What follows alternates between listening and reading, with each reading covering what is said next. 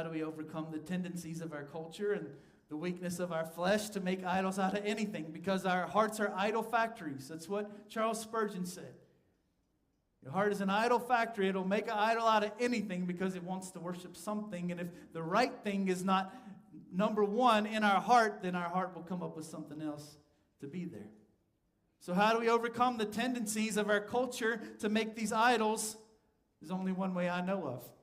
The same way Elijah did. Let the power of God begin to minister to people.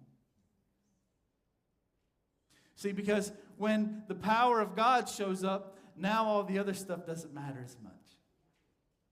See, when God steps in the room, now it doesn't matter what the offering is. When God steps in the room, it doesn't matter what our gifts are. When God steps in the room, it doesn't matter who the preacher is.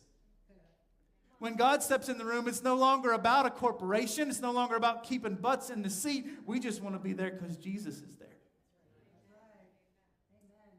So the power of God tears down the idols that we have made and allows us to properly sit King Jesus on the throne of our hearts and give him the worship that he's worthy of.